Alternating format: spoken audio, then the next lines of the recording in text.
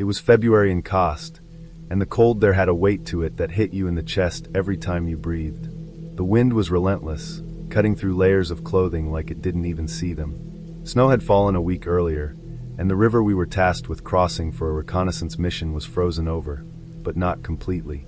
Patches of solid ice were scattered with thin spots where the dark water beneath showed through, like cracks in a mirror. The sun had long disappeared behind a thick layer of clouds, and the dim light that remained gave the landscape a gray, lifeless feel. I was leading a small element, just a few vehicles and a squad of men on foot, moving slowly along the riverbank, each of us acutely aware that one wrong step could change everything. We had been tracking insurgent movements along the ridges, but the river was unavoidable. It was our only option if we wanted to complete the mission and return without exposing ourselves to enemy fire along the open ground. The cold seeped through everything, our gloves, our boots, even the thick layers of thermal were beneath our uniforms. Fingers went numb in minutes, and toes threatened frostbite after less than an hour. Every step across the snow-laden path felt like dragging lead. The wind howled across the ice, carrying a biting chill that made eyes water and noses bleed. I had been on deployments before, but there was something about the stillness of this frozen river that pressed on your chest harder than any firefight. The silence was alive, waiting, patient. We began the crossing in the morning. Visibility was almost zero, the overcast sky blending with the snow-covered banks into a monotone blur. The first Humvee rolled onto a patch of ice that looked solid, but I had a bad feeling immediately. The ice groaned under the vehicle's weight, the sound low and ominous, like the earth itself warning us to stop. I motioned to the driver to slow down, but the vehicle had momentum, and there was no turning back. Then it happened. A loud crack split the air, sharper than anything I had ever heard outside a gunshot.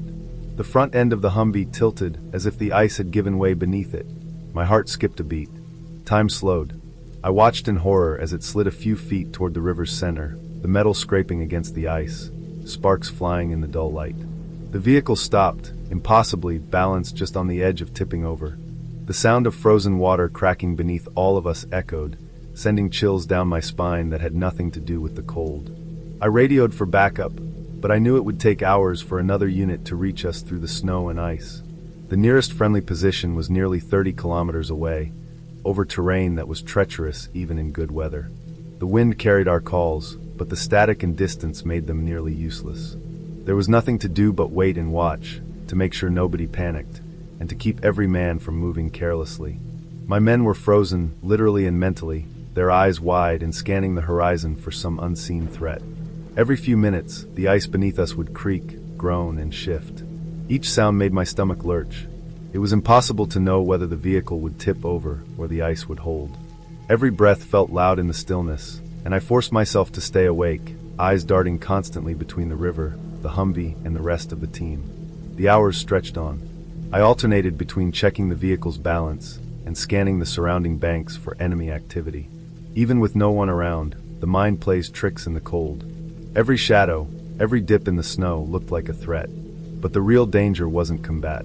It was the river, the ice, the cold that could kill silently if we weren't careful. I could see the men shivering, teeth chattering violently despite layers of clothing.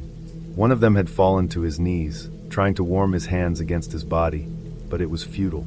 The ice creaked again under the Humvee's weight, and I could see small cracks spreading outward like spiderwebs. My stomach knotted, and I felt my pulse in my throat. I had to stay calm, had to keep everyone else calm, because panic here would be immediate disaster. One wrong move, one slip, and we could all be trapped in the river, or worse. I spent hours monitoring the situation. The wind never let up. Every gust made the vehicle rock slightly, forcing me to brace against the cold metal of my own Humvee as I scanned the river.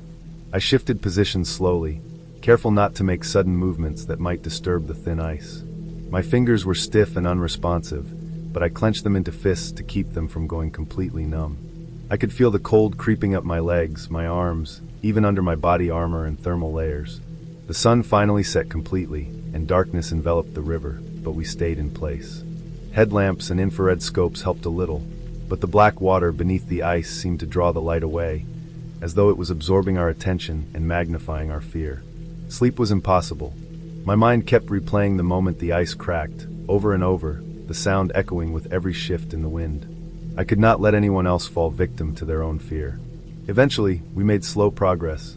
Using ropes, anchors, and careful communication, we stabilized the Humvee inch by inch.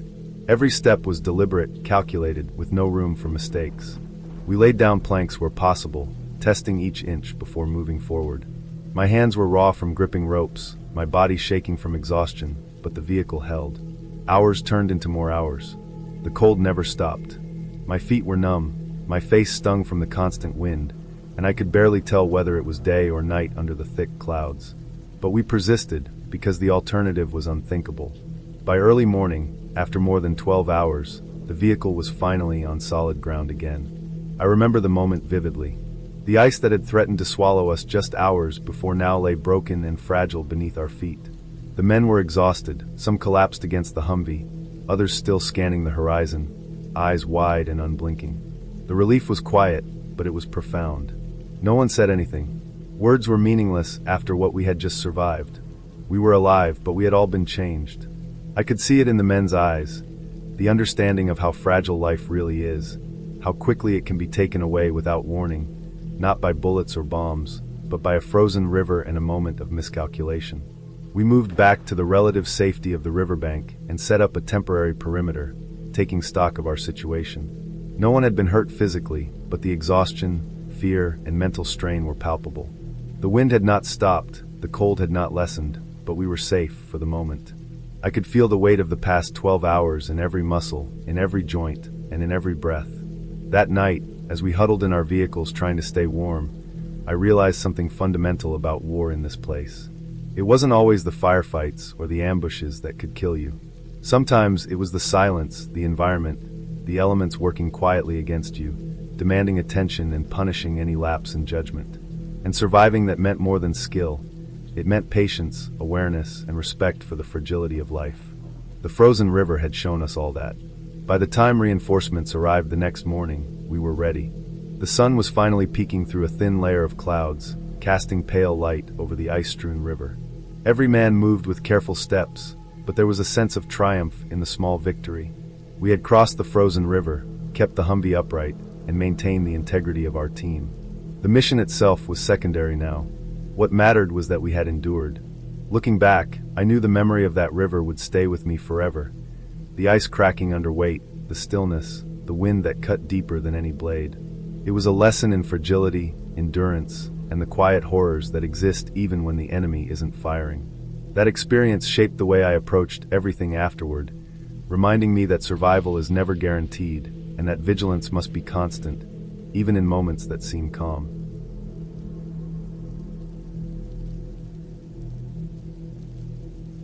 I remember that night in Kandahar like it's burned into my mind.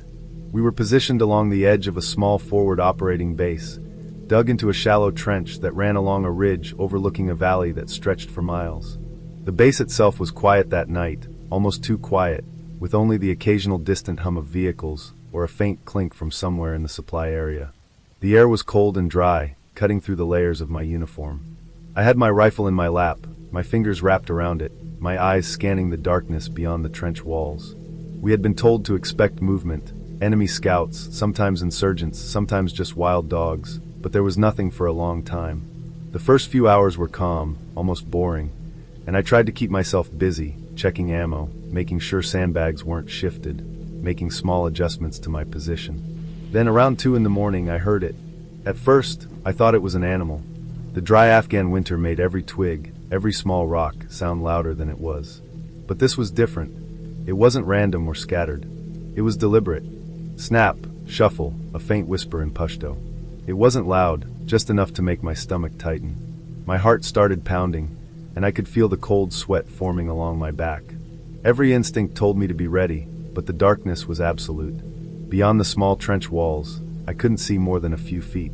My night vision goggles were in my pack, but the batteries were low. I didn't want to risk moving, risking a sound, risking drawing attention. The sound came again, a soft rustling, something brushing against the dry earth. My squad was quiet, each of us frozen, scanning and listening. No orders, no movement, just waiting. I focused on my breathing, trying to make it steady, but it wasn't. Every sound outside the trench sounded like someone trying to creep closer, testing the perimeter. I could hear my own pulse in my ears. The whisper came again, clear clearer this time.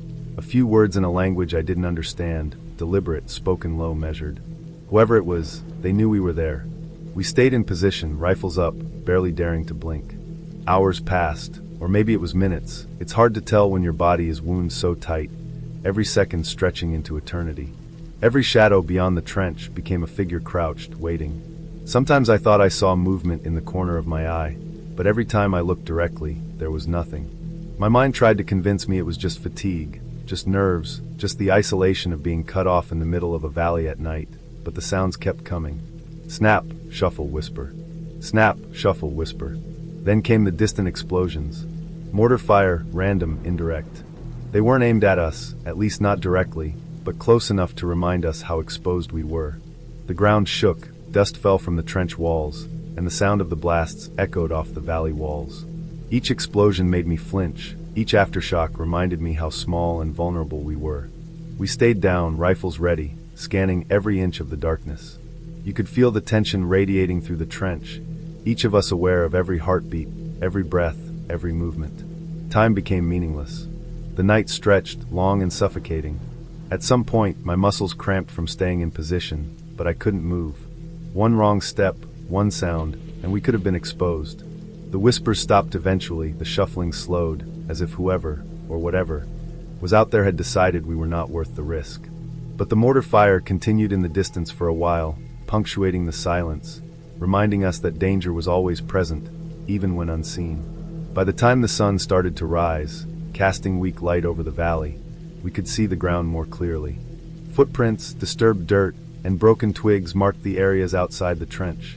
Whoever had been there had been close enough to almost touch us, but now they were gone. The valley looked calm and empty in the light, but the evidence of the night remained.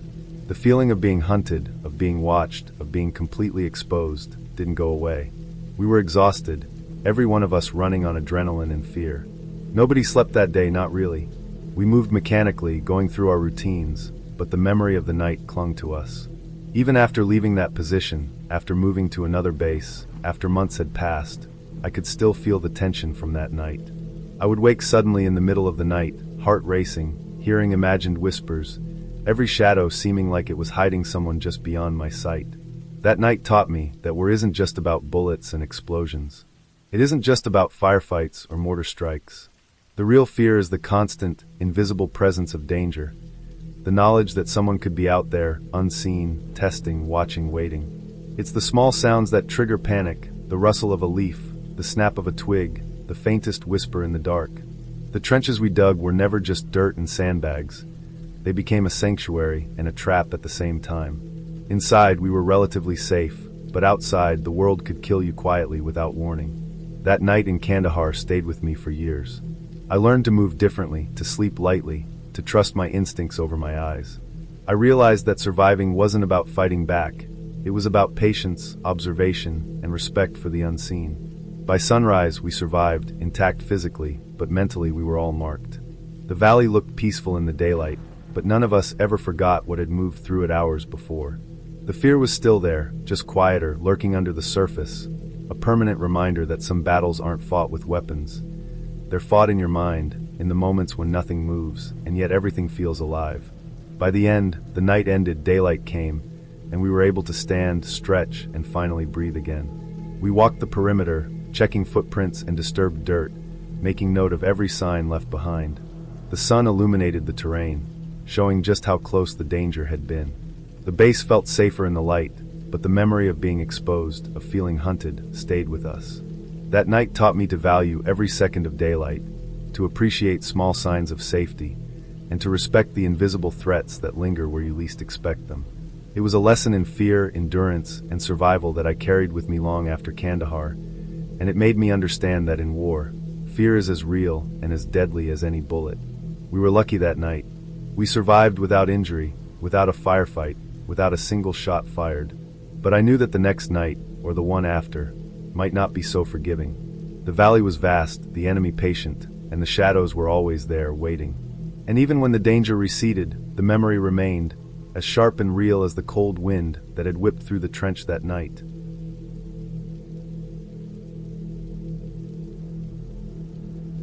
I remember that day clearly, even years later. It was 2004, and I was part of a resupply convoy moving through the stretch of desert outside Fallujah that everyone in the unit called the Death Strip. The sun had been high for hours, beating down on the sand and rocks, turning the landscape into a shimmering, colorless haze. The road was long and straight, flat for miles, with nothing on either side but open desert, scrub brush, and the occasional line of small, crumbling buildings that looked abandoned. It was that emptiness that made it dangerous. You could see an ambush coming from far away, but at the same time, there was nothing to hide behind if it started. We were in the middle of the convoy, riding in a Humvee that had been patched together with armor plates, sandbags, and prayers. The engines hummed, dusty air blowing through the open windows. There was a rhythm to the ride, the bump of tires over uneven asphalt, the constant vibration through the seat, the smell of diesel and hot metal. I remember checking my gear for the 100th time, making sure my rifle was clean, my ammo in place, my flak vest tightened. It felt like any other mission routine, but something in the air made the hair on my neck stand up. Halfway through the stretch, the world erupted. There was a massive, deafening explosion under the last truck in the convoy. The ground shook violently, and I was thrown off the Humvee floor, hitting the metal hard enough to knock the wind out of me. My ears were ringing, like someone had shoved cotton balls into them and then hit them with a hammer. My vision blurred. Smoke and sand filled the air, stinging my eyes and burning my throat. The truck behind us was a ball of fire, tires melting, metal twisting, flames licking the air. Then came the gunfire. Sharp, fast, deadly. Bullets ricocheted around us, kicking up dirt and sand in tiny explosions with every impact. The desert that had seemed so empty a minute ago was suddenly full of danger from nowhere. I dove behind my Humvee, pressed flat against the armored side, heart hammering so hard I thought it would break through my chest. I could hear my squad mates yelling, screaming, some in pain, some just panicked. The medic was moving like a ghost, dodging bullets, dragging men to cover, patching up wounds with hands that were shaking as much as mine. Everything felt slow and fast at the same time. My rifle felt heavy, almost alive in my hands. I kept scanning, checking the horizon, trying to locate the enemy, but they were hidden, somewhere out there, taking shots from buildings and trenches that had no names, no faces, only danger. Dust and smoke swirled around us, coating every surface with a fine layer of grit. The air was thick, hard to breathe, smelling of smoke, burnt rubber, and blood. I remember looking at the faces of my friends, seeing the fear etched into their expressions, the blood smeared across skin and clothing. One of them was pinned under the side of the Humvee, groaning, trying to get free. Another had a hand blown open, bright red against the gray of the desert. I could barely move, my muscles screaming, my lungs burning. Every instinct in me screamed to run, to hide, to do anything but stay there, but I couldn't leave. I had to keep firing, keep protecting, keep covering the medics, the wounded. The noise was unbearable, the chaos infinite. Time stopped, but it didn't. Bullets kept flying. The ground shook with every explosion. I could hear the ping of metal against metal, the snap of gunfire, the muffled cries of pain. My fingers were cramped around the rifle, my arms trembling, my throat raw from shouting commands I didn't even think anyone could hear. I remember the smell most of all, the choking, oily, acrid smell of burning tires and fuel, the metallic tang of blood, the grit of sand that had lodged in my eyes and mouth. Eventually it changed. I don't know exactly how long it took, minutes or hours, but I realized the shooting had stopped. The desert was silent except for the occasional crackle of flames and the low groans of the injured. Reinforcements had arrived, Humvees pulling up with more soldiers, armored trucks cutting through the smoke like knives. They moved quickly, efficiently, and in a way I didn't fully understand at the time. They swept the area, covering the wounded, securing the perimeter. We were still alive, but barely. I remember standing up, knees shaking, looking at the wreckage around me. The road was littered with debris, shattered glass, splintered wood, chunks of metal. There were bodies, too, some our friends, some strangers. The medics were exhausted, their faces smeared with soot and blood, moving in a blur. I remember trying to take a breath that wasn't shallow, trying to move muscles that refused to obey. My hands were shaking so badly I could barely hold my rifle. The convoy moved out again, slowly, carefully, leaving behind what we couldn't carry. The desert stretched on, endless, indifferent. I remember thinking about how fragile life felt in that moment, how every second was a gift I hadn't expected to keep. The sun was low now, casting long shadows over the burned asphalt. The air smelled of smoke and sand, and I could taste the dust in my mouth, gritty and metallic. We reached the next checkpoint without further incident, but the memory of the ambush didn't end. I couldn't sleep that night. I lay on my cot, staring at the ceiling of the Humvee, heart racing, hands shaking. Every little sound made me flinch: the creak of metal, the wind against the canvas, a bird calling in the distance. I kept picturing the flames, the smoke, the faces of my friends, the panic, the fear. I couldn't shut it out. Over the next days, weeks, we carried on. Convoys kept moving, missions kept happening, but nothing ever felt the same. I learned to move differently, to anticipate danger in every shadow, every stretch of open road. I learned to keep my heart steady when everything around me was chaos. I learned to survive, because that day had shown me that survival was never guaranteed. Eventually, the war moved on. The desert behind Fallujah became a memory. The burned vehicles and the twisted wreckage faded into photographs and reports. But I never forgot the smell of smoke, the roar of gunfire, the feel of sand and metal under my hands, the weight of fear pressing down on every breath. I never forgot the sound of my squad mates crying out in pain, the chaos, the fragility of life in those moments. I survived that day, and by some miracle, so did most of my unit. We left the desert behind, returned home, and tried to piece together what normal life felt like. But the memory stayed with me, clear, vivid, a reminder of what I had been through, of the fragility and intensity of life in a war zone. I could close my eyes and see it all again: the heat, the smoke, the fire, the chaos. But now I could also remember that despite everything, we survived. We made it through the fire, we carried each other, and we kept moving. That day became a part of me, a story of survival in the most impossible conditions, a mark of what it really meant to be alive in a world built on danger and uncertainty. Even now, I can feel it sometimes, a tightness in my chest when I think about the desert, the convoy, the flames, the ringing in my ears. But I also remember the way we moved, the way we stayed alive, the way we took care of each other in the middle of chaos. That, in the end, is what mattered. The war tried to break us, but somehow, in the dust and fire, we survived, and I carry that with me every day.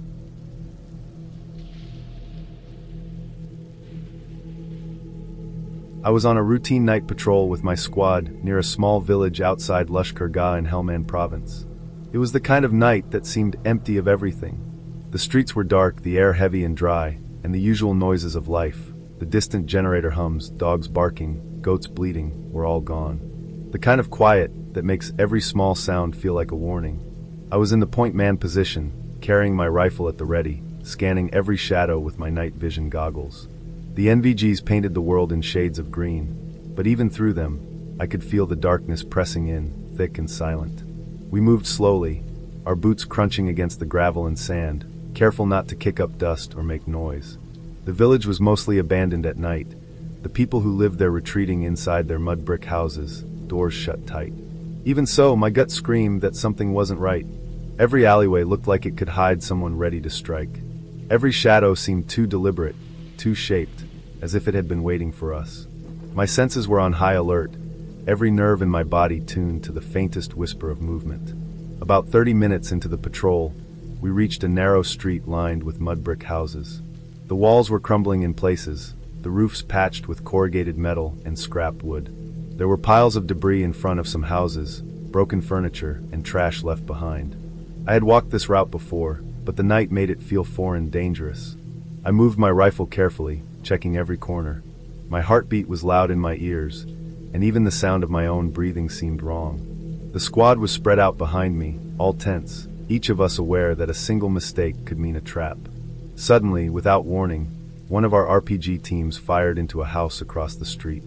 The blast ripped through the air faster than I could react.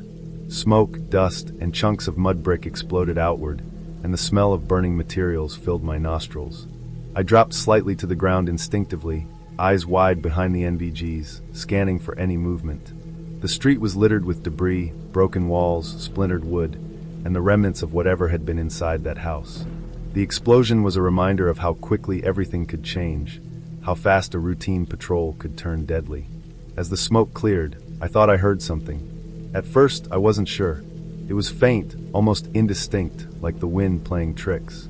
But then it became clear, chilling in its simplicity, a whisper, soft and deliberate, calling my name from the shadows. My body froze. I froze completely, rifle up, scanning every corner, every darkened doorway.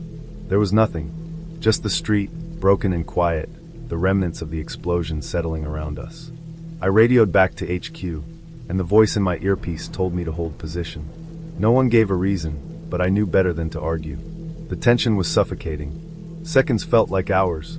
Every tiny sound, the clatter of debris underfoot, the faint hum of a generator somewhere deeper in the village, even the rustle of the wind through loose metal sheets, made my heart jump. Then movement. A local kid ran past us, barefoot, carrying his small dog. He darted through the shadows without a sound, vanishing almost as quickly as he appeared. Nobody spoke. Nobody moved except to keep our weapons raised and eyes focused.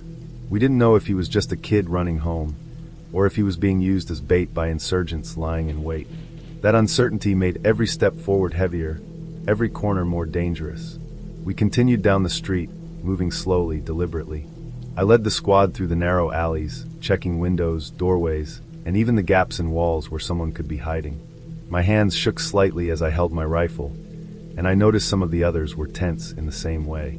Every shadow looked like it could move. Every whisper of the wind sounded like someone breathing.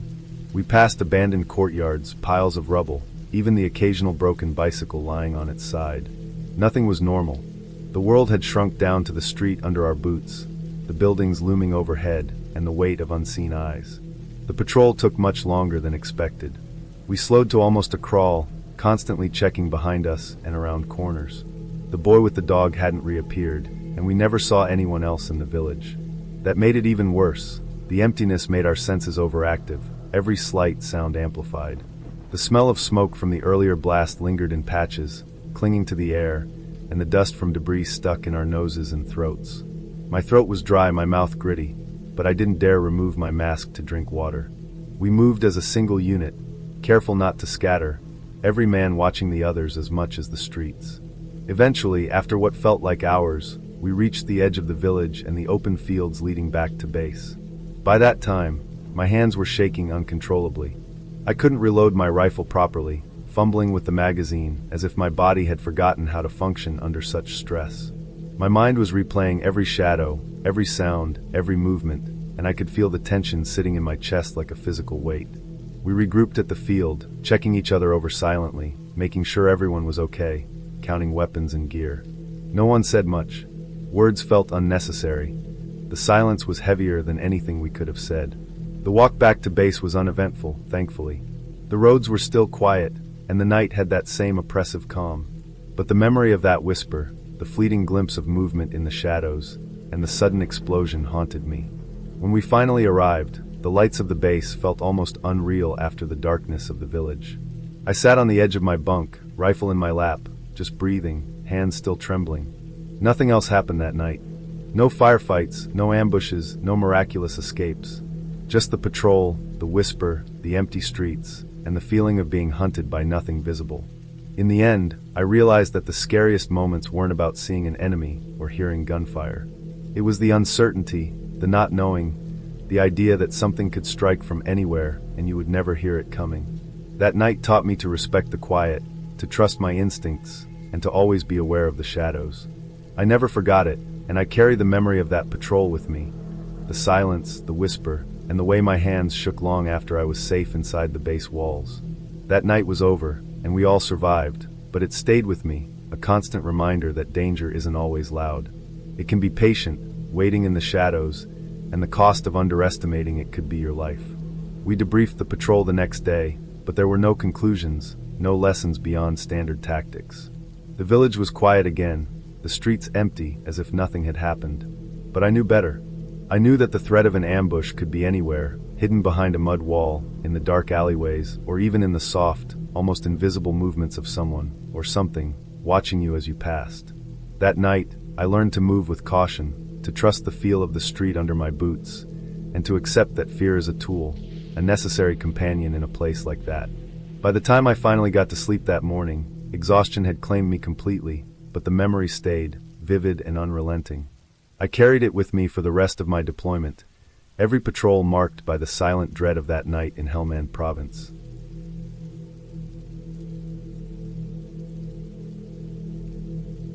I was on a night training exercise at Fort Bragg in North Carolina back in 2015, part of a routine live-fire drill designed to simulate combat conditions. We had been moving through a section of the wooded training area for hours, following the standard route, crawling through mud and low brush, the weight of our packs and weapons pressing down on our shoulders. The night was unusually quiet at first, just the sound of our own breathing and the faint rustle of leaves as small animals moved through the undergrowth. The instructors had set up a series of simulated enemy positions, and our task was to advance while engaging targets with blanks, practicing suppression and cover techniques. It was meant to be controlled, safe, a place to learn under pressure without real danger. The exercise started normally. I was crawling on my stomach, one hand on my rifle, the other steadying myself against roots and branches.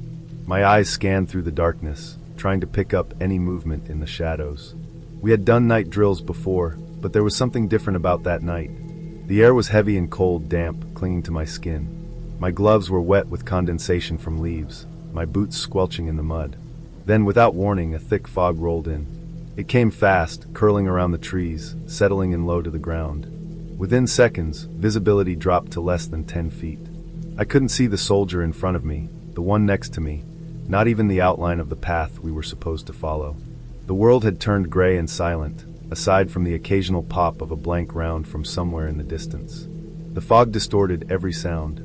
Footsteps echoed strangely, snapping twigs sounded like distant gunfire, and every shadow looked alive. I pressed forward cautiously, every sense heightened. My hands and knees were wet from crawling, mud and leaf litter sticking to me, making every movement slow and deliberate. Then I felt it, a solid, unyielding shape under my hands. I assumed it was a fallen log, part of the terrain we had already traversed a dozen times. I wrapped my arms around it, trying to push it aside, when it moved slightly. The shift was just enough to make my heart leap. I realized instantly that it wasn't a log. It was one of my fellow soldiers. He had fallen into a shallow ditch, hitting his head hard on the root-strewn ground. Blood had started to trickle from a gash on his temple, soaking his helmet and the collar of his uniform. My stomach twisted, the adrenaline spiking through me, making my hands shake as I reached down to lift him. The fog swallowed every sound I made. My shouts for help bounced back at me muffled and distorted, and I couldn't hear any of the other squad members. It felt as if we were alone, suspended in a gray, suffocating world where the line between training and reality had disappeared. I dragged him onto firmer ground, trying to keep pressure on the wound with my sleeve. The mud and blood mixed together, making my hands slick, and I had to fight the rising panic. Every second felt stretched, the fog wrapping around us like a living thing. I knew that in a real combat scenario, a fall like that could have been fatal.